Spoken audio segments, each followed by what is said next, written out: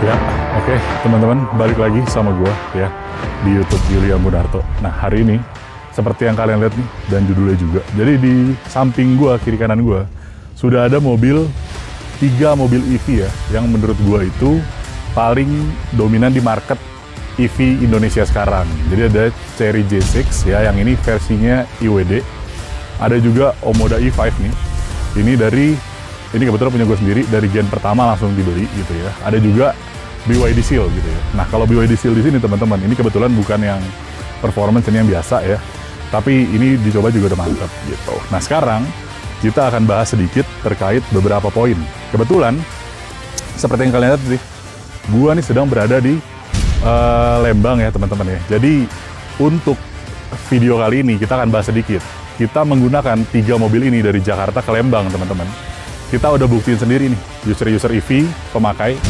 Kita sudah buktikan sendiri bahwa mobil-mobil EV ini tuh oke dipakai nanjak, dipakai ke Lembang, ya itu nggak ada masalah dari Jakarta. Kita juga akan bahas konsumsinya berapa secara KWH. Kita akan bahas sedikit keluhan dan juga kelebihan dari user EV yang sudah menggunakan mobil ini. Jadi pribadi ya teman-teman ya, gitu. Nah yang pertama, topik yang akan gue angkat dulu adalah terkait jarak dari Jakarta ke Lembang yang kita lalui. Jadi untuk konteks jarak ini kita itu sekitar 150 km teman-teman. Kita tempuh kurang lebih 150 km dan dari mobil Gen 6 dulu ya. Gen 6 itu kurang lebih konsumsinya sekitar 50% daya. Jadi dari 100% itu mendapatkan daya ketika sampai di Lembang nih kita 150-160 kilo itu 50% terpakai. Di Omoda E5 sendiri waktu di awal berjalan itu kapasiti baterai gua 85%. Pada saat sampai di Lembang, sisa 45%. Jadi kurang lebih kepake 40% gitu ya. Nah kalau di BYD Seal, teman-teman, itu kepake sekitar 46% atau 45% lah kita bilang. Karena dari awal berangkat 100%, sampai ke Lembang di sini, itu dayanya sisa 55%-an gitu. Itu secara sisa daya ya teman-teman ya. Jadi kalau dipikir baik-baik, karena kapasiti baterainya juga beda-beda setiap mobil, nanti akan gue cantumin aja satu-satu ya detailnya. Nah itu adalah konsumsi KWH di mobil-mobil listrik ini gitu. Jadi kalian sebenarnya nggak perlu takut, ini kita baru one way sih Jakarta ke Lembang gitu ya. Jadi kalau kita bilang pulang pergi kemungkinan cukup pas-pasan, atau kita bilang sebenarnya kalau mungkin kita pikir medannya dari Jakarta ke Lembang itu kan kondisinya naik ya teman-temannya, curam ya. Dan di sini sebenarnya J6 memiliki keunggulan di mana dengan kondisi dataran yang tinggi atau menanjak, IWD dan Gen 6 ini itu dari testimonial usernya, temen gua, itu pemakaiannya sangat enak gitu. Dan kalau Omoda sama Seal mungkin agak terkendala ya di situ ya. Cuman di tolnya sendiri, di MBZ ya, kebetulan kita dari Jakarta ke Lembang itu di MBZ, di tolnya sendiri itu sangat enak, jadi akselerasi, manuver itu semua oke gitu. Nah, tadi kita udah bahas sedikit rutenya dan dayanya. Selanjutnya mungkin yang mau kita bahas di sini adalah kelebihan dari mobil ini masing-masing teman-teman. Nah kalau dari mobilnya nih, kita bahas dari Gen 6 dulu ya teman-teman ya. Kelebihan Gen 6 ini sekaligus yang kemarin kita rasain waktu kita ibarat katanya mini touring lah kita dari Jakarta ke Lembang. Mobil ini teman-teman, pada saat kita berjalan sudah exit tol, kita udah masuk daerah Lembang, Bandung yang agak tinggi, agak curam gitu ya.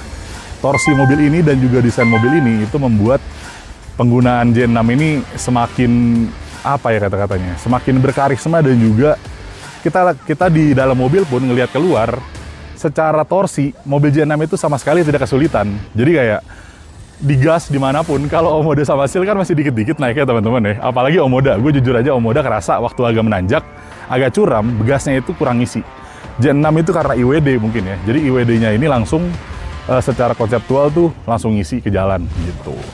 Jadi kalau kita bilang kelebihannya Gen 6 ini apa, yaitu torsi dan desainnya ya teman-teman ya. Karena desainnya ini sendiri sangat ya kalian bisa lihat sendiri, gagah, dan juga kalau dipakai di jalan tuh semua orang langsung nengok gitu. Itu dari Gen 6. Gua lanjut ke Omoda ya. Mobil yang udah gue pakai kurang lebih hampir 2 tahun nih.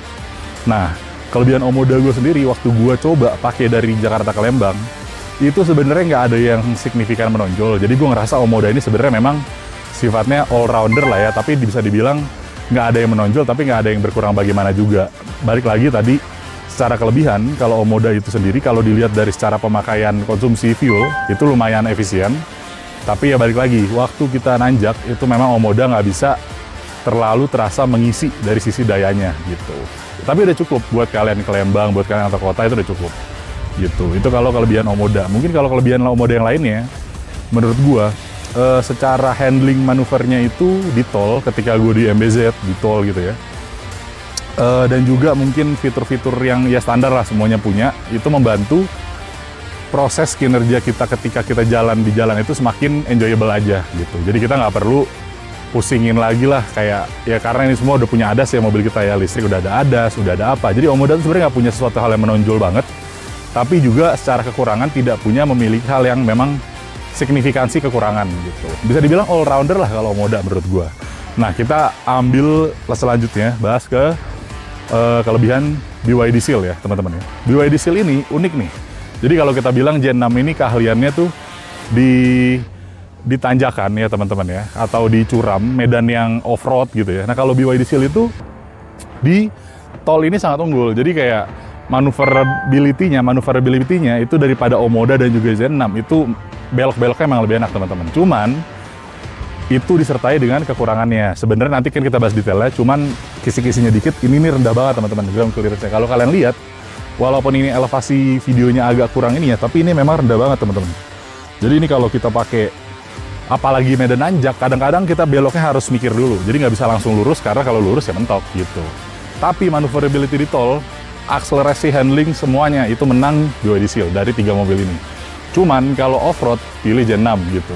All-rounder menurut gue tetap Omoda, tapi ya balik lagi, makanya kebutuhan kalian apa. Itu semua sudah ter-capture di 3 mobil ini gitu. Nah, kita balik lagi teman-teman. Jadi buat bahas selanjutnya, kita akan bahas kekurangannya. Kekurangan Gen 6 di sini, itu sebenarnya testimonial dari user juga ya langsung ya. Memang kalau kita lihat, semua monitor, semua tombol itu ada di layar di monitor Gen 6. Jadi secara software, sebenarnya bisa dibilang sebuah nilai tambah, tapi kalau sedang menggunakan jarak jauh, mungkin kadang-kadang jadi agak repot sedikit ya, karena semua jadi di layar secara software teman-teman. Tapi itu masih kontroversial, karena bisa kelemahan, bisa kelebihan. Cuman, ya itu dia salah satu kekurangan yang ditestimonikan oleh teman gua user Gen 6 ini. Nah, Gen 6 ini lagi teman-teman, secara kekurangan mungkin karena ini versinya IWD ya. Jadi kalau kita mau bilang hemat-hematan dari semua 3 mobil ini, secara konsumsi fuel, IWD ini mungkin sedikit lebih boros daripada Omoda dan BYD Seal. Tapi wajar, karena IWD dan torsinya tuh super mantap teman-teman gitu. Jadi torsi yang diberikan itu sangat amat mengisi lah kita bilang. Karena IWD dan 4-wheel drive ini yang menyebabkan tanjakan, jalan di jalan, itu semua jadi lebih enak. Tapi jadi lebih boros gitu. Nah, kita bahas juga mungkin sedikit, Gen 6 itu bagasinya luas teman-teman. Bagasi Gen 6 luas, bagasi Seal itu agak sempit. Jadi testimonialnya nanti kekurangannya, Seal ini agak sempit bagasinya, sedangkan Gen 6 ini luas. Kalau Omoda bisa balik lagi all-rounder, jadi dibilang sempit enggak, dibilang luas banget kayak Gen 6 juga enggak. In the middle lah, ini posisinya udah pas nih. Jadi kalau masalah bagasi seperti ini, gitu ya. Kalau kita bilang kekurangan kelebihan nih, semuanya sebenarnya 2 hal ini nggak bisa dipisahkan bagaimana, karena bisa aja ada yang menganggap ini kelebihan, bisa aja menganggap ini kekurangan gitu.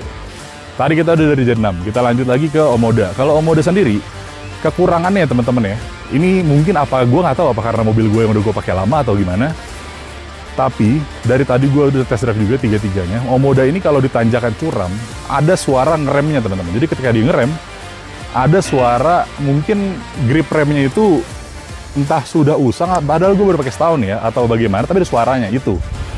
Itu kelemahan yang gue temukan di Omoda ketika perjalanan Jakarta ke Lembang ini. Jadi ketika menanjak, kita mau auto hold atau stop di jalan, tanjakan curam, dia akan ada suara gesekan antara mungkin remnya ya teman-teman gitu. Kekurangan gue temukan di Omoda adalah itu. Yang kedua itu, dari sisi Omoda sendiri yang gue temukan, ya tadi juga seperti bahas. Jadi ketika kita sedang di tanjakan atau di tempat curam, sebenarnya torsinya itu kuat teman-teman. Tapi menjadi boros kinerja si KWH-nya ini dari daya si Omoda itu gue rasain ketika nanjak bisa turun persennya cepet banget.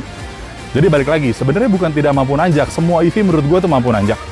Cuman ketika mereka nanjak itu jadinya tidak hemat daya dengan baik gitu. Itu aja sih. Itu kelemahan standar lah, klasik gitu. Kalau di BYD Seal kita lanjut kelemahannya ya. Kelemahan BYD Seal sendiri nih sebenarnya klasik ya teman-teman ya. Karena kan kita ditanjakan tadi yang gue udah bahas. Ground clearance-nya itu agak sedikit menakutkan. Karena kalau kita bilang ditanjakan curam, seperti ini aja nih tadi parkir nih agak elevasi begini, kita harus agak mikir parkirnya. Karena kalau kita main lurus aja, nah ini nanti bisa mentok teman-teman gitu ya. Jadi kayak ya kita perlu mikir itu aja kalau kekurangan dari sisi desain mungkin ya. Kalau kekurangan dari sisi selanjutnya tadi bagasi. Bagasi ketika kita mau pakai ya outing kemana atau pergi agak jauh liburan, bagasi itu agak penting buat kita pakai sehari-hari. Itu aja yang perlu di-concern di sini. Tapi selebihnya, kalau untuk BYD Seal sebenarnya semuanya udah oke sih. Jadi belum ada komplainan lagi atau input dari user testimonial yang kita terima. Jadi memang itu aja. Jadi semuanya sebenarnya masih aman buat kita pakai ke Lembang contohnya di sini dari Jakarta ya. Dan jarak tempuh ini 150 kilo, itu kita kurang lebih mengonsumsi daya tadi Omoda Go 40, J6 sekitar 45-50, sama BYD Seal juga 45-50% dayanya.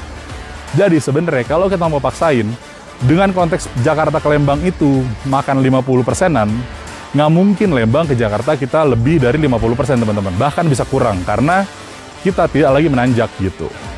Jadi kalau dibilang sebenarnya nggak cas, cukup. Cuman ya balik lagi, supaya hatinya juga senang, pasti kita di SPKLO akan mampir buat isi bensin sekaligus ngopi gitu aja. Ya itu juga cepat, setengah jam selesai kok teman-teman. Jadi nggak ada masalah tiga-tiganya. Dan bahkan testimoni dari semua user EV yang sudah gue terima ini, teman-teman gue ini, semua itu setuju. Biaya KWH yang kita keluarkan itu secara per bulan atau tahunan teman-teman itu jauh drastis berkurang. Awalnya bensin kita bisa pakai sebulan sekitar 2 juta, bahkan 3 juta. Apalagi mobilnya model-model solar gitu ya. Nah kalau kita ke EV teman-teman, ini 3 mobil di belakang gue ini, 1 bulan kita pakai nggak sampai 1,5 juta tuh nggak sampai. Kisarannya 1 juta lah, itu udah cukup. Omoda gue sendiri gue pakai sebulan tuh keluar nggak sampai 1 juta kadang-kadang. Tergantung. Intinya 1 mingguan kita jalan 400 kilo bolak-balik, itu paling 100.000 teman-teman gitu. Jadi secara user EV, testimonial yang sudah ada, itu semuanya memang jelas dan clear bahwa EV itu sudah layak digunakan di tahun 2025 ini gitu. Maka dari itu kalian sebenarnya nggak perlu ragu lagi kalau pakai EV. Tinggal masalah kalian mau lintas kotanya sejauh apa, itu aja sih. Kalau menurut gua, EV sendiri sebenarnya sudah tidak layak lagi ditakuti untuk dipakai. Tapi kembali lagi ke preferensi masing-masing, karena kadang-kadang ada yang nggak mau mikirin harus ke SPKLU dan lain-lain gitu ya. Kalau dari sisi kelebihan, ADAS kita semuanya teman-teman, semua biaya hemat, pajak itu sudah terbukti enak gitu ya. Sebenarnya gue mau nyampein itu sih hari ini. Mungkin terakhir gue mau tutup dengan mitos yang sebenarnya terpatahkan nih. Bisa nggak EV itu nanjak di tanjakan tinggi? Jawabannya bisa ya. Teman-teman harus mengerti itu dulu. EV itu bisa nanjak, cuman kalau lagi menanjak biaya konsumsinya agak boros gitu aja. Menurut gue semua EV itu pasti kuat nanjak. Even EV yang kecil pun seperti Wuling REV atau 1 itu kuat nanjak. Tinggal masalah nanti daya mereka seberapa boros gitu. Ya itu dulu teman-teman dari gua hari ini. Paling kita next akan bahas-bahas EV lagi yang lain ya. Cuman kalau ada apa-apa komentar di bawah. Dari user J6, user BYD Seal, dan sebelahku gue user Omoda, kita juga sejauh ini pakai EV ngerasa puas kok gitu. Itu aja teman-teman. Kalau ada pertanyaan silahkan komen di bawah. Dari gua William Munarto itu dulu cukup. Jangan lupa follow sosmed yang lain ya, TikTok, Instagram, Facebook, dan juga tentunya YouTube ya, di subscribe jangan lupa. Itu aja, dan hari ini gue izin tutup videonya. Lanjut lagi kita akan bahas terkait EV lagi teman-teman lain kali. Thank you semuanya. Peace out dulu ya. Thank you.